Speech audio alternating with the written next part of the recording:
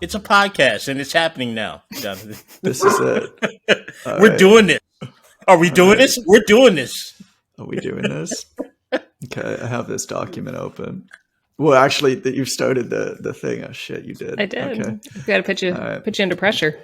That's how you perform best. We know this. What if you put me under pressure? Yes. We did Mexican jewelry. Why didn't you delete Mexican jewelry? We didn't. You made it an option, but we didn't talk about it. Oh, you know why? Because I wrote about it in one of my emails. That's why. Yeah, you gave Ren the option of that and like Project Odin and something else, and yeah. I know Odin. He chose Project Odin. Yeah. Odin was last day, right? Delete that. Yeah. The Odin. But okay. Mexican jewelry. I've never heard the Mexican jewelry story. Well, it's because you don't read my emails. Why don't you read my email? You got to read 5 Reps Friday. I send it every Friday at 7 a.m. Eastern Standard Time. You can get that email newsletter at 5repsfriday.com. It's one of the most popular newsletters in the world for people who work in health and fitness. I just hate according emails. to me. According to no legitimate statistic anywhere, just me, it's one of the most popular newsletters. I have it saved with all of the 400 and some odd other emails I have saved that one day I will actually look at. Emails are the electronic dust of the internet. They just accumulate until you see a thick layer, and then you wipe your hand through it to test how thick the layer is. That's what emails are to me. I have such a difficult time building an email list because I personally hate. Can you coach me through that, Jonathan? After you talk about artificial intelligence. Let's go in one of these others on my list, which is create what you consume. Yeah, thank you, Jonathan. That's what. That's a perfect segue. I didn't even plan that. I'm quite miraculous. I didn't plan that. Like, you have to point out that you didn't plan something on this podcast, right?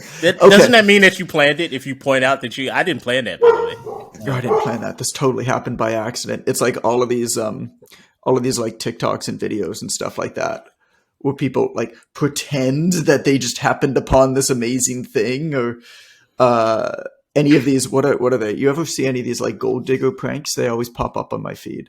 Oh yeah, where you have this dude who's just like walking by, and there's some beautiful woman, and he's at a gas station or he's on the street, and he like hits on the woman, and she just like tells him off. And then and he's just like, what? You don't want to hang out? Like what's wrong with me? And she's like, oh, I have a boyfriend, whatever, right? And he's like kind of pestering her, and then he just like walks away and like opens the door to his Lamborghini, and she just runs back. And she's like, oh, that's your card? It's like, this is so clearly like not just complete bullshit and set up, but like awful for every reason, He drives a yacht through the gas station. When it's plane. It's pronounced chat. I'm sorry, Johnny. Chat. You got to get that Jewish O roll in the back of your throat there. Chat. Hanukkah. Chat. No, if that isn't abusive to your ears, dear listener, I don't know what is. So let's talk about create what you consume. That's what I want to talk about, Jonathan. Finally. Because, you talked about how, like, you hate emails and you never read emails, and so you don't want to write an email newsletter because you hate getting email newsletters, and that's fine. And that also means that if you were to write an email newsletter, you'd probably write a really shitty one because you don't consume them, so you don't understand the medium.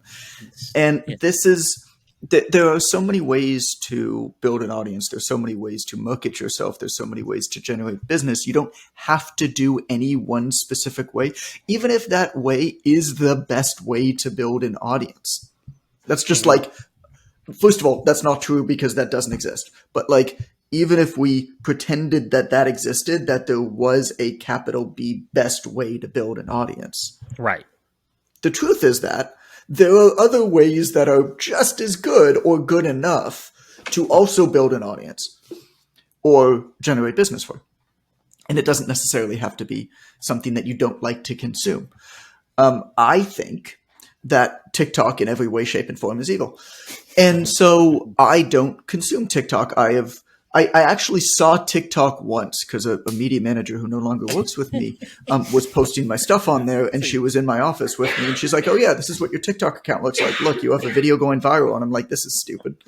Like that was the only time that I saw TikTok. That sounds like you. But like, yeah, right. But it's,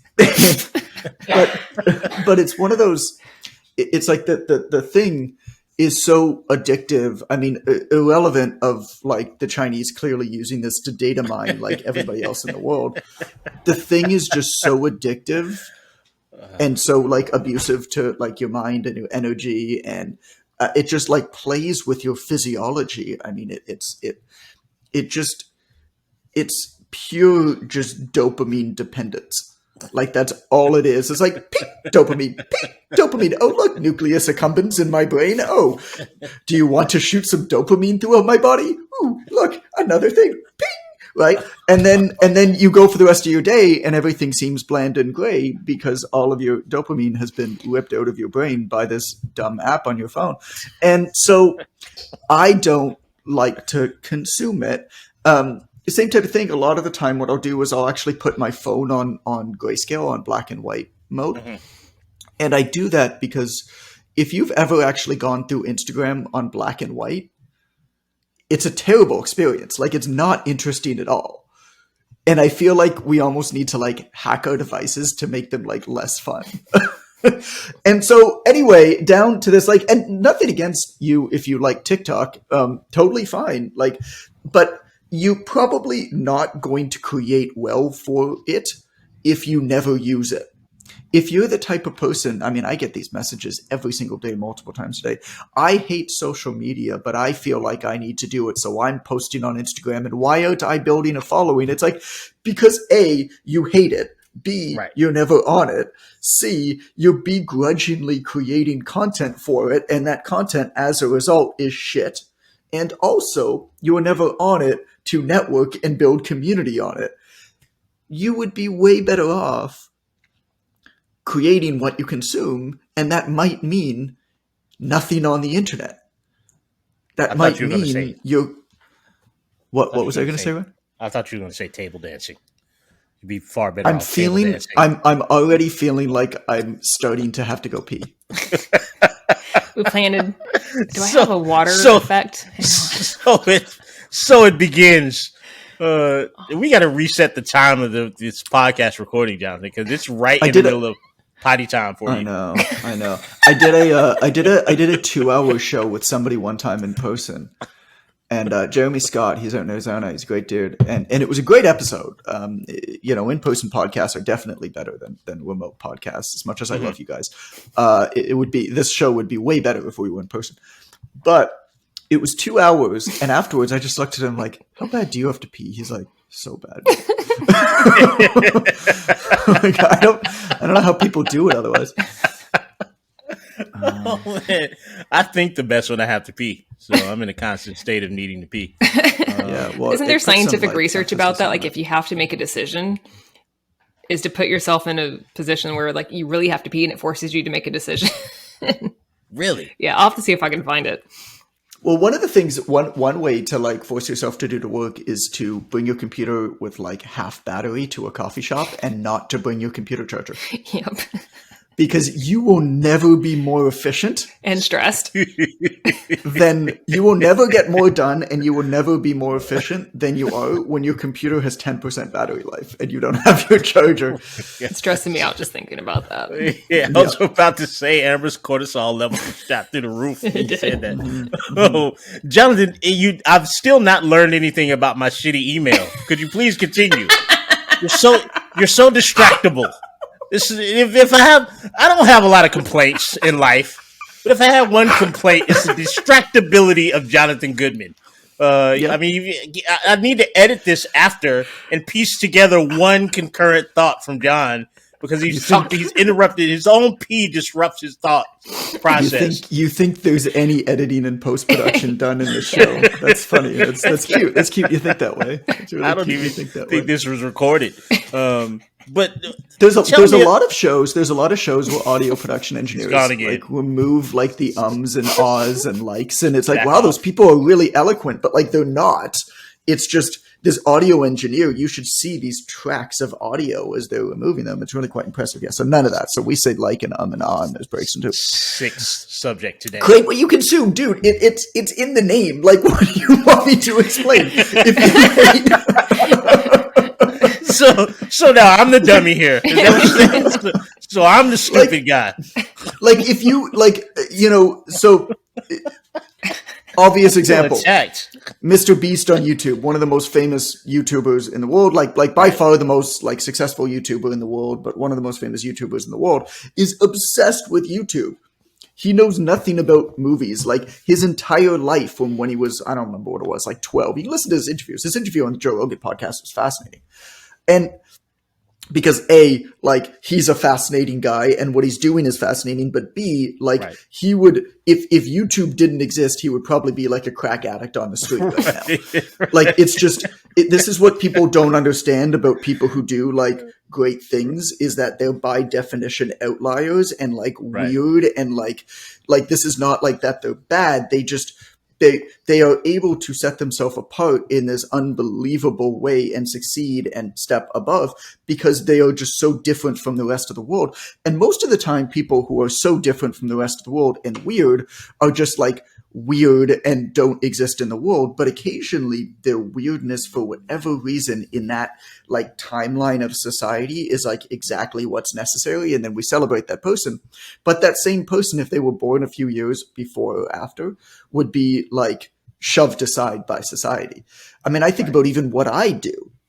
If I was born in this like weird little window where I'm so disagreeable. I'm so unemployable. Really? And and so if I was born 10, 20 years earlier, you'd be dead now.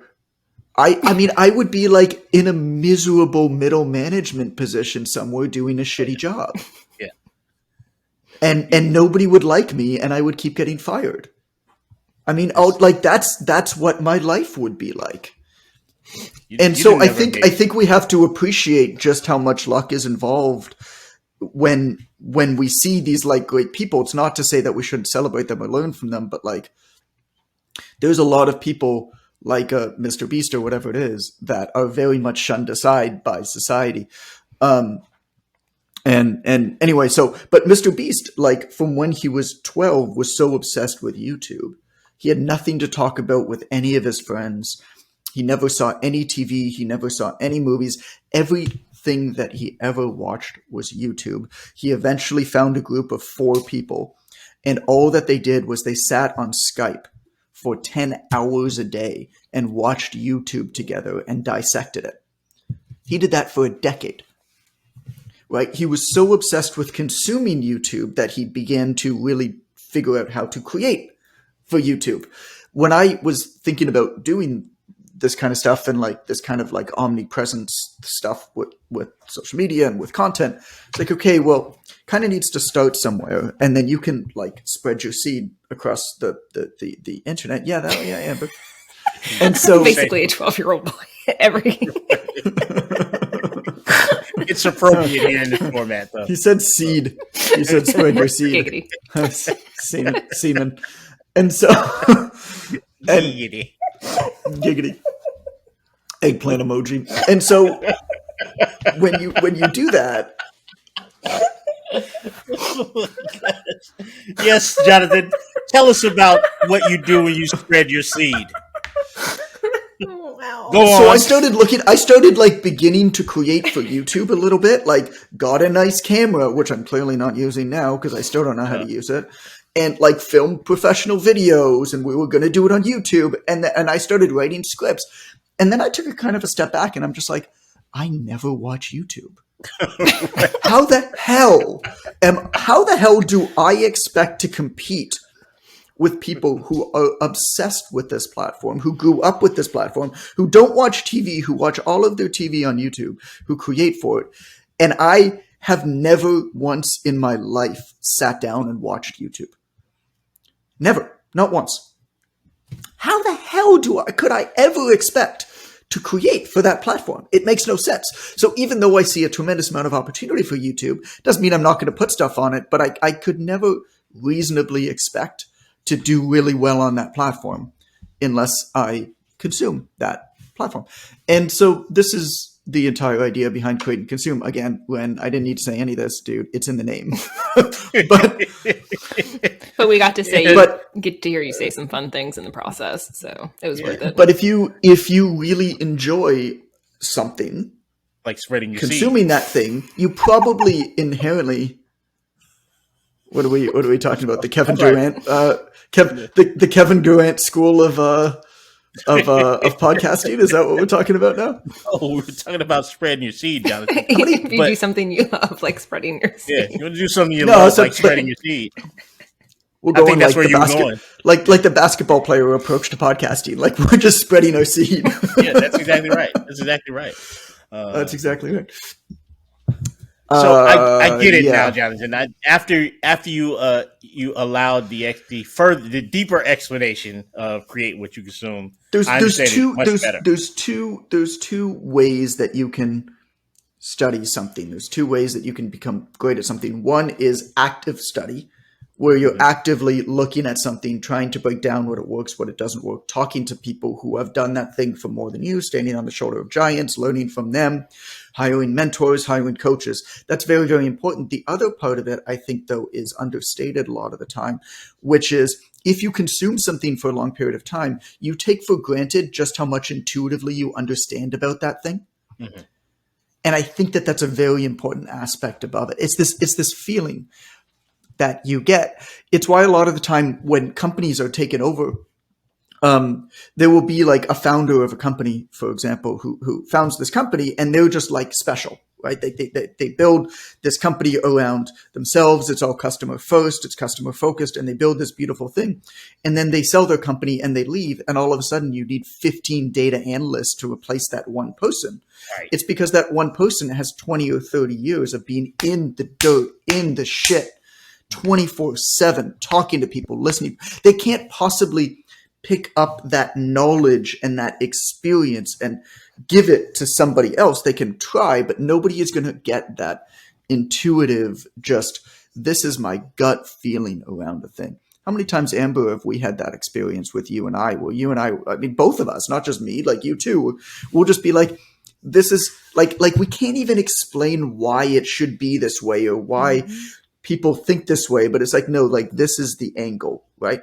Well, how could you ever replace that with people who haven't been doing this for as many years, all day, every day as us? The only way that you can replace that is just super heavy data analysis. And that becomes very, very expensive, which is why often these companies become much more data-driven once they're acquired, and margins get tightened up. It's not necessarily a bad thing. It is what it is. But that's what happens. I think we take that for granted. If I can make a real observation here before I return to my nonsensical ways, isn't that the benefit of actually doing the damn thing, though? Like doing the thing over 10 years and just being in it, doing it, actually trying it, versus trying to figure it all out. Because you cannot develop nuance in theory. Like you don't get a feeling unless you've. I almost said a bad word. And you can't get a feeling unless you've messed it up a few times, right? I got bad news for you. That explicit sign is on this podcast 24/7. I was going to say the word you're about to use is not the worst we've had on here. But I mean, really, people don't get to that point where they can make those sort of intuitive decisions because they haven't been in it at all. They've been sitting around theorizing stuff. They can. There are very, very sophisticated product innovation, product research, customer research methods that you can undertake. Jobs to be done is one that we've gone really in deep with. What I think, though, it's just they're just unbelievably hard to do and unbelievably hard to get usable insights from. They take a tremendous amount of time and money and effort. And often the problem is that the people at the top of the company aren't necessarily bought into it. And it's so expensive and takes so long. And then you have to figure out how to actually use that information. It's just difficult. So yes, I think it can be done, but it's way harder. And also, I mean, oftentimes somebody builds a business to solve their own problem that they've been having. Mm-hmm. And what they find out very quickly is that the problem that they've been having is a problem that's somewhat common to other people as well. And the better job that they do of actually getting in deep of like, this problem was happening to me. How did I feel when I was having this problem? What would have solved it for me at that time? What were my steps to getting to where I'm going? How can I help people like get to one? Because the mistake a lot of folks make in business is they try to help somebody like become great, like become like better at everything at once. Your job with any product or service is to help somebody take one step forward. Mm-hmm. What's the smallest step forward? Because at the end of the day, what you're doing is you're producing, particularly in a service-based business, your goal should be to give somebody the belief in themselves that they can achieve that thing. And then you become a coach, and then you just kind of give them like a little like tap along the way as they need it. But they're going to do the work, right? And they're going to do the work if they believe that they can achieve in that thing. And the way to give them that belief, especially in places where they've often failed time and time again, is by helping them take one positive step forward, perhaps where they misstepped previously. Mm-hmm. And that's just like, don't try to do too much. It's not a lot that's needed. So I think, when to answer your question, yes, I do think that it's a result of like doing the damn thing. But I also do think in large part that it's a result of not trying to do too much as well, which is very often the problem, especially with fitness people. It's like, you've been working out in the gym for 15 years. You're obsessed with this shit. Your clients are not. They just need to move a little bit more and be active. And then let me tell you this. So there was a point. Oftentimes, I mean, I worked predominantly. It was interesting. I thought that I was going to work largely with athletes. I got my CSCS, and I thought that I was going to work with athletes, and I did work with some over the course. I worked with a few Olympians. I worked with. I got what's his name? Zach Hyman ready for the NHL draft. If anybody knows who that is, NHLer doing great things now. Is this a hockey reference? A hockey reference, yeah. He was a big guy on the Leafs now, and now he's moved to the Edmonton Oilers. But like a couple Olympians and then celebrities and stuff like that. Like every young trainer, I thought that that's what I wanted to do. Right? I want to train celebrities. I want to train Olympians and athletes and stuff like that. And I often had like one or two of them at a time. But the majority of my clientele was general pop, and I enjoyed the general pop oftentimes more than the other folks. And the general pop were like busy people, and they often, fitness was not like something that they identified with. Mm-hmm. And my goal in training them was to get them to the point where they identified as somebody who is fit and into fitness. Because at that point, my job was done. And the way that I knew that was when they came in with their own shaker bottle. Mm-hmm. Or when they came in and they bought workout clothes. Because inevitably what would happen was these people would come in either under their own volition or because somebody else referred them, like their son or their daughter or whatever it was, referred them to come see me. Mm-hmm. And they come in with like their painter shorts, right. Just like whatever, like old, like anything that they had. And they'd come in and they'd sort of start to get into it. And then one day I'd look at them and they'd be like, yo, new shorts. They're like, yeah, I went to Lululemon. It's like, yo, I got you. Yeah. You're done. Yeah. You're in this now. Because now, like, you've gone, now you identify as somebody who does this thing. Once you identify as somebody who's into a thing, well, now you need to protect that because now it's a part of you. Right. And so the job of a coach is to help somebody get to the point where this healthy habit is something that they very much identify with as part of them, and you can recognize these signs. For me, it was often a shaker bottle. They'd come in, I'd be like, "Hey, what's that?" They're like, "Oh, I got a protein powder from GNC." I'm like, ooh, all right, let's see what's going on here. Like, you don't need protein powder. Like, you're like, Right. But glad you're 60-year-old excited. man who's like, but like, that's cool. Like, that's awesome. Yeah. Oh yeah, my Awesome. son That's who's, trash. my son who lifts weights, like told me I needed extra protein in my diet. So I got this protein powder. It's like, Right. Cool. sure. Like, it's fine. Yeah. Like, you're good. To add to that a little bit, we spin what you said a little bit. We have a lot of coaches who are early in their career, and they are scared to do anything because they think how do I compete with all these people that have been doing it forever?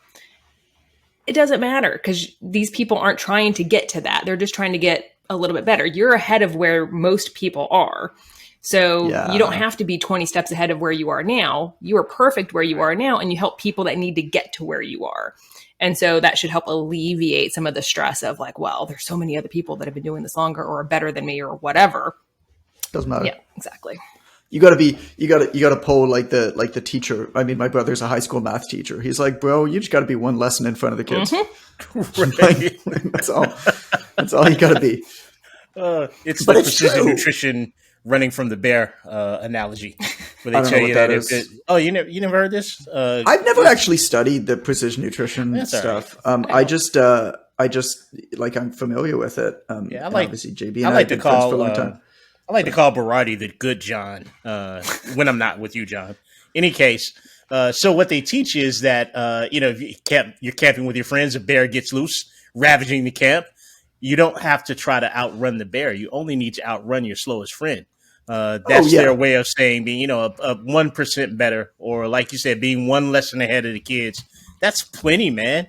I use the firefighter analogy with our coaches, Jonathan. I hope you enjoy it. I hope you condone what I'm about to say, because I've been using it for the last 3 years with the people that pay you. And I just tell them, hey, look, if your house is on fire, man, and you and your kids are in the back room, you had a grease fire, you put water on it, right? You didn't know better. And now the fire is spreading throughout your kitchen. It's about to consume your whole house. And a day one firefighter out of the academy comes in who knows that you suppress a grease fire by taking the oxygen away from it. You don't care that he's a day one firefighter, because he knows a hell of a lot more than you do. That's what you are as a coach, man. You know just enough to keep people from burning down their lives. And that's plenty, because all they want is for somebody to extinguish the fire. Don't get so caught up. Now, you might get teased by the year 10 firefighters back at the fire station, but to the person whose house you saved their kids, they don't give a shit that you graduated from the academy last week. Use you got more information than the person that's going to hire you. That's a better way of looking at it. These are both really dark examples. They are dark, but illustrative. Yeah, I like. So I lived in on the island of Oahu in Hawaii for 3 months on the North Shore in a little town called Laie. And Laie is a Mormon community on the North Shore of Oahu. And there's a huge Mormon temple there, which of course I couldn't get in because I'm not Mormon. Right. Everybody's walking around in pajamas and shit. It was like really interesting to look at. And so anyway, so I was there with a friend of mine, Jimmy, who now lives in Hawaii. And we were walking at night one night to like walk towards the temple because it was really beautiful how it was lit up and stuff like that. And it's this big, like majestic building. And a couple dogs ran out at us. Big, scary dogs. And they start running towards us and barking at us. You know what I did? Shoved Jimmy into the dogs, turned, and just ran as fast as I could, man. Damn good friend, John. The dogs ran, off to the side or whatever it was, and they weren't, Sorry for Jimmy. And they weren't coming after us. And Jimmy just looked at me. He's just like, bro, what did you just do? I was like, I don't know. I blacked out for a second, man. But you don't need to be oh my God. fast. You just need to be faster than somebody else you're with. In cognitive psychology, if you're dating and if you're like a dude and you want to like pick up girls at the bar, I learned this way back when, because I'm short, right? I'm 5'4", and I learned this way back when that oftentimes when people are like assessing you, they assess you in reference to something else. Right. And they do that in the moment. It's not like something they like once knew. It's like they compare you to something else that's there. So you don't actually have to be good looking or tall. You just have to be slightly better looking and slightly taller than somebody else you're with. And so the key, if you're a guy going out and like, I mean, it's obviously been a long time since I've done this, but like the key if you're like going out and you're trying to get girls at the bar is not actually to like be really good looking, is just to find a friend who's like slightly less good looking than you are and just invite them every time that you go. And the question is, are you that friend when you go out? Right. Which one are you? Well, that's which one are you? Which one are you? That's a corollary, good point, Amber. If somebody keeps inviting you to go out with them. Oh my God. You might want to have a little talking to. So in the course of 1.5 minutes, Jonathan went from Hawaii to a Mormon tabernacle to a dog chase to hot chick hopping at bars. And this is the mind. So in Hawaii, I was by myself. So that was the period where I had broken up with Allison before I went, because I was kind of spiraling downwards. We could talk about that story another time, but basically I ran away from the world. Basically, this is when I like started up my business and it started to do well. This is in 2013, and I didn't like what I was becoming as a result of it. This is like a much deeper conversation. Mm-hmm. And I figured out that if I stayed in Toronto at that time, I was spiraling downwards really, really quick, and I needed to escape the world to like be able to view inside the world as an outsider and figure out where I wanted to be placed within it. I was too deep in it when I was in there, and I was suffocating myself and spiraling downwards. And so I ran away. And if you want to run away, like Hawaii is a good place to run away to. And so I was by myself and I was lonely. I'd broken up with Allison before I went. And there were a lot of like really pretty girls in Hawaii. And I could not for the life of me figure out why none of them were interested. And so I even went so far as to, I bought a ukulele. I would swear, walk down the street. I swear I thought you were going to say I bought an ugly friend. I swear to God, I thought that's what you were about to say. So I bought an ugly wingman. No, so I bought a ukulele. And I don't know which is worse. Can I be honest? I don't know if the ukulele is better than buying an ugly friend, Jonathan. Like, both of these are horrible decisions. I'm sorry. Go ahead. And the thing about a ukulele is that you don't have to be good at playing the thing. You just can strum it up and down the beach. And so that's what I do. I would walk up and down this beach and I would strum the ukulele to try to, attract the female. It's just like a peacock with plumage. You can just see like going up to girls. Like, is this working? I want to share something with you as a musician, Jonathan. I have a history of music. I've sang. I played piano, keyboard. I played trumpet, little trombone. I've been in groups. You're familiar with that, and I can tell you that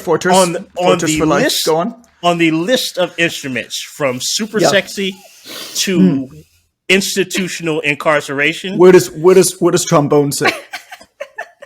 70 places higher than ukulele. It's 165 spaces above the ukulele.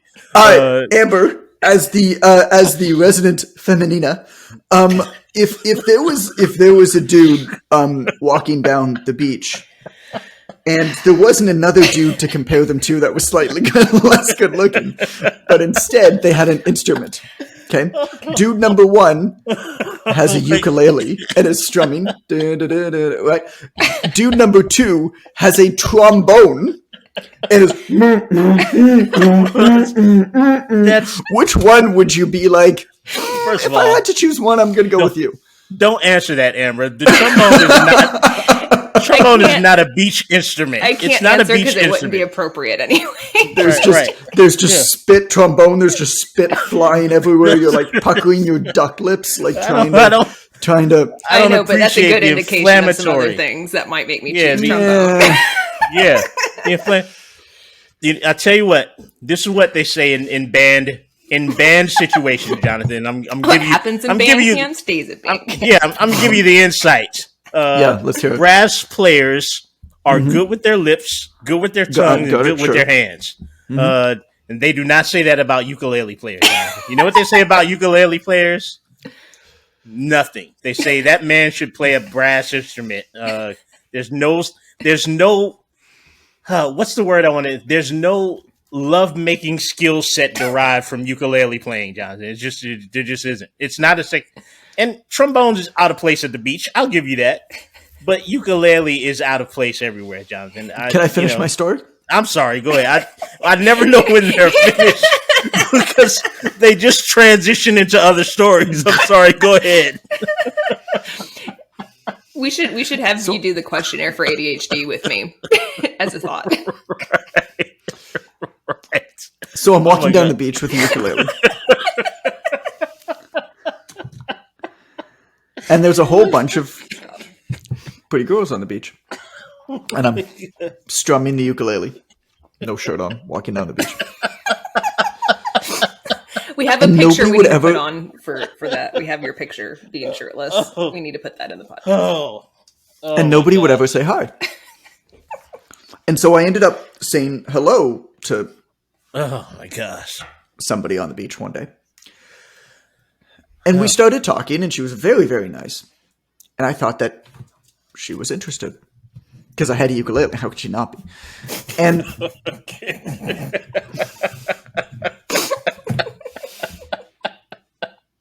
Oh my god. and as it turns out, she was 16 years old and married already. Oh no! I don't know which part to react to. It's bad either way. It's so To the unilaterally same man bad. I that don't her know. mother was married to. What? Now there's a third? Oh my god. This This is can't be a real story. often what happens in polygamous communities Oh is my gosh. men marry multi-generations. Oh my god. That is gross.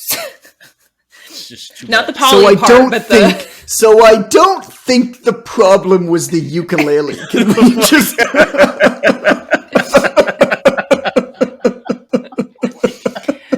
See, but now if you would do the ukulele today, because it's gotten more popular-ish because of like videos and stuff, but you might have a little Has more it? luck. Yeah, I don't watch TikTok. I'm not it's aware. not. Yeah, for TikTok, but like on like America's Got Talent and other stuff, the ukulele has popped up a lot. Yeah. What is that? I only What is- watch those when I want to cry because it's so beautiful that these people have overcome so much hardship. and then they get like the what do they call it? The golden mic, the gold star. My God, when they get the golden buzzer and everything slows that what it is? down, and then Yeah, you see yeah. the reactions, and then you see the gold things. What the editing for that show? yes, is incredible. Because I Yes. imagine if you're there, it's like not that interesting. it's probably anticlimactic in person, but I was thinking Completely. the same. I never think the same thing that you're thinking, John. I'm proud of that, by the way. But I never think the same thing that you're thinking. But in this case, I was watching one of those that streamed up on my Facebook Watch, whatever they call the thing, Zucks, whatever you're doing. Well, you have And a playlist, yeah. That's Yeah, fine. and I thought and I thought, man, the editing on this is so supreme incredible. because they somehow get the shot of the gold flecks, light cascading off of them as they're falling down. But in the same time, they get the shot of the person who's so shocked by this immense moment, this critical moment in their lives when they finally found acceptance, and then you get a shot of Simon Cowell, and he's smiling for it. It's just audience shots. Like the really director must be like camera 3, camera 2, camera 2, camera 1, camera 3, camera 2. Like somebody Yeah. is orchestrating this in such a supremely confident. I think It's amazing. It's amazing. I think two things. I think number one, I really need to pee now. I think number two, they Not have a good it ordering down. system for that. They have it down to such an equation. It's science. I think it's not like they're not. I mean, yes, they're changing it in real time, but they know what they're doing in advance. They know what they're like I think that a lot more of it is scripted than what we think. Oh, absolutely. sure. 100%. And 100%. the camera people know way in advance what they're going to be switching to, what kind of shots are going to happen as a result of it. I mean, I'm sure that there's some serendipity on those types of shows. There always is. But they know what's up. Right, especially when it comes to like the main thing, because you look at some of the like initial audition tapes, and I mean they're janky, like they're just not. That's what like it actually is like. You know what I'm saying? Right. It's like people sitting at like a crappy fold-out table, and they have their their Pepsi sitting in front of them. Right. Born in the Carolinas, by the way. What, Pepsi did? Yeah, Pepsi was born in the So Carolinas. how did Pepsi come about? Can we research this at some point? Like did Pepsi copy Coke? Like how? Like what's the? Pepsi was first invented in 1893 as Brad's drink by Caleb Bradham. It was renamed Pepsi Cola in 1898. Okay, let's see. So what came first? So Coke was 1886 by John S. Pemberton. Okay, so 1886 versus 1890. Oh, okay. So Pepsi was later. So Pepsi was 7 years after Coke. Yeah. But yeah. They're like, okay, you guys got cocaine in your drink. We'll just put a little bit more sugar. That's cool. Basically the same thing. Speaking of, let's do one. Heroin seriously. What's that, man? So this is okay. Yes. I have something else to say about this that I think is going to be different from you. Would you say what you want to say, Don? It's the Goodman Show. Well, talk about what this is. Talk about what this is. Briefly, it's another rotation around the merry-go-round of women's body types and what's trending now. And we're back to the anti-booty now, which is where I got installed into fitness was in the 80s. Because my mom was doing like Jane Fonda workouts, and even Disney had a mouser-cise in the morning. You could mouser-cise with Mickey and Donald in the morning on the Disney Channel in the 80s.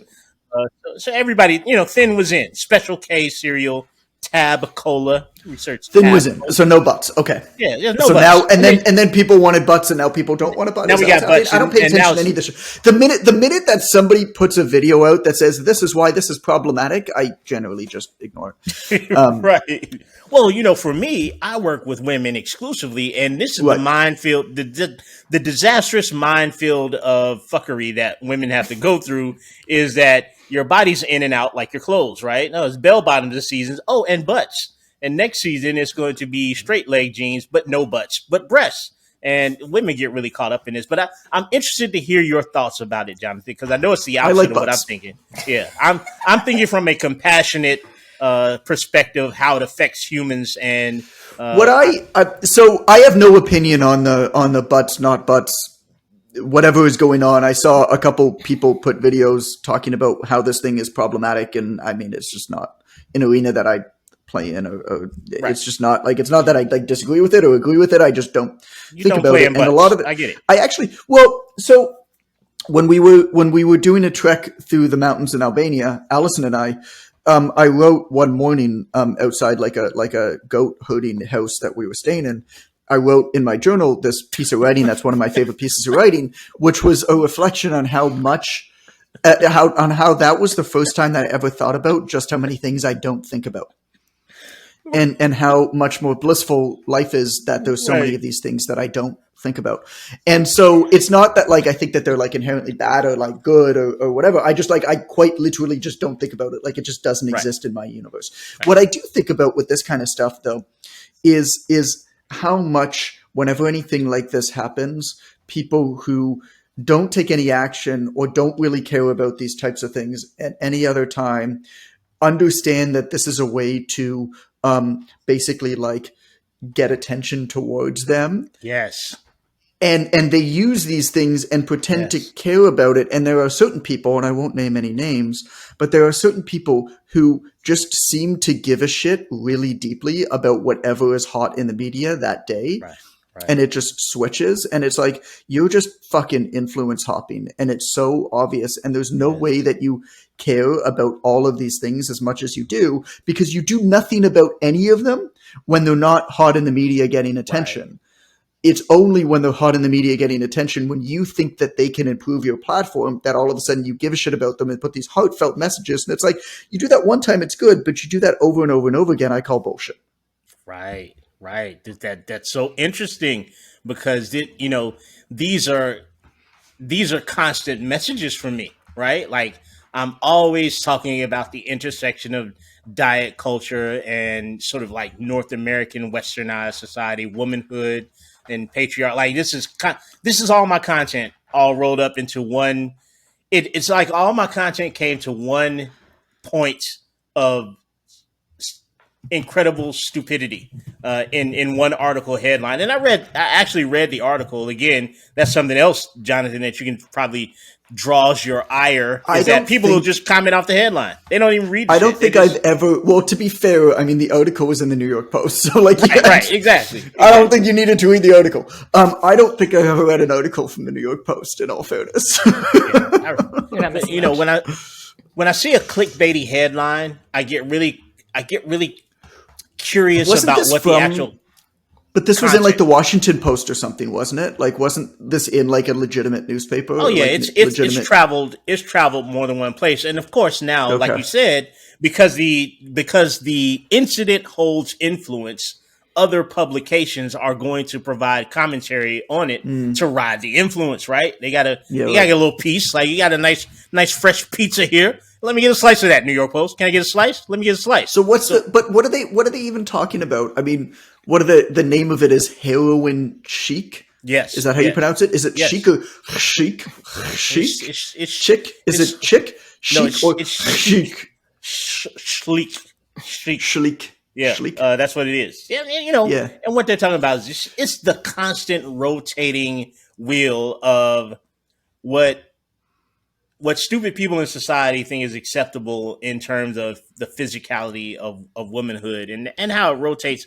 I've seen a lot of great posts about this from other coaches, and I'm sure Amber has too, where a coach will have a carousel of decades and talk about what body was in at that point and how stupid any of it is. And I love those posts because it's so true. Like, it's just like a pair of shoes or a pair of jeans or a pair of pants. Like, if it's not in now, well, just give it 5 years, and your body will be all the rage. So the most, what the dumbest part of this article is a Kardashians reference, which is usually the dumbest part of most articles. The dumbest part of society. Yeah. Although I applaud their ability to build a business out of thin air. I can't take that away from them. They know what the market wanted and they give it to them. But the dumbest part of the article talks about Khloe and Kim, who now apparently have undone their Brazilian butt lifts and reduced the size of their implants, and how they are at the forefront of the heroin chic trend. And I thought, that's the dumbest shit I've ever read in an article from an adult human. And Amber, we need to ask a woman segment. What's your thoughts on this? Ask a white woman. We need an ask a white woman music. We have the ask a black guy. We need an ask the white woman. What are your thoughts on this? You want me singing some Crisscross? No, I was thinking Michelle Branch. I don't know any Michelle Branch, and I'm not sure I can hit the octaves. Taking my way downtown. Oh yeah, yeah. And I'm homebound. When we need like a '90s pop star, ask the white woman song. That's a good reference though, to Michelle Branch. I mean, that's like the most basic way from my generation anyway. Can I just tell you, I just want the piano. I don't even want her lyrics. I just want the piano sells it all in that song. Yeah, that's all I need. And maybe just one measure. So on Vice has on the Vice YouTube channels, they do a bunch of mini documentaries, and they did a mini documentary on that song. It was super interesting. Well worth it. How it came about, stuff like that. It was very good. They also did Blue by Eiffel 65. Yo, listen up, here's a story about a little boy who lived in a blue house. And all day and all night and everything he sees is just blue, like him inside and outside. Blew his house with a blue little window and a blue Corvette, and everything he sees is blue. That's enough, Johnny. That's quite enough. And so they did Blue. What else did they do? They did a couple songs. They did Shaggy, It Wasn't Me. Classic. That song Well, because you should think have never about it, been you're just the like, hit it how was. did this song happen? And Right. Shaggy, it wasn't me. Shaggy was like basically finished, like at that point. Like he was never like that big, and he had more or less given up. And then some random DJ in Hawaii on an island Some Mormon. discovered this on Mormon with an a ukulele. illegal torrent streaming site. I love it. Came across Shaggy's "It Wasn't Me" and played it, and it just took off. And like Shaggy was dead, like Shaggy was gone, like he was like off the face of the earth, right? Really and then this song like blew him back up and started this whole kind of dance hall movement, which is fun. May I go back to Amber, Jonathan, because there was a question. Yeah, ask a white woman. Go on. What was the question? What are your thoughts on this, Amber? You're a woman. Like, do you care at all? Oh, I don't give a Token shit. white just more woman. so- What do you think? So like It's just stupid. we joke about my dating life and for good reason. I don't know if I should be laughing. No, it's okay. It's okay. There's lots But to that laugh was at funny. there. There's lots to laugh at All there. right. So All right. guys don't care. They don't. They don't put that much thought into it. They're excited that you're giving them attention. Guys often don't get like positive attention. And the fact that you have either big boobs, small boobs, big butt, little butt, like they're just excited that you're there and you're interested. And so like and I mean, as far as the only thing that pisses me off is clothes, like sizing convention. Like that's the only thing that ticks me off because it's hard to find anything that fits. But outside of that, big, little, whatever, I have too many other things to do to care. Isn't that the cosmic joke of it all? Like, as a man who only coaches women, I hear the things that they say, and I'm just thinking to myself, no man cares about this. Not that everything they do should be fixated on men. No. I'm not saying that, but I'm just saying. But that's where a lot of the self-esteem guys issues come in. Either it's because of dating, or it's because they're married and intimacy stuff. Like, and it's like I have a candlelight body, or whatever. Right. Like, I have never once in my life dated a woman and thought, I'd really be into this lady if for lashes. Tell me more about women you've dated, Ren. Yeah, no, that's enough, Jonathan. That's enough for you. Nice try. You hit your peak, buddy. That's your question. Your question, Jonathan. Shouldn't you be peeing now? Aren't you supposed to be peeing? Take a pee break, Jonathan. You're off the air now. I have to pee so Go potty. bad. I have to pee so bad. But I mean, no dude's ever said, "Oh, I wish her lashes were so much longer." Like, not any real man, anyway. Not any I don't. Anyway, and no woman has ever said, "I wish he played a trombone and not a ukulele." So, like, let's call it what it is here, guys.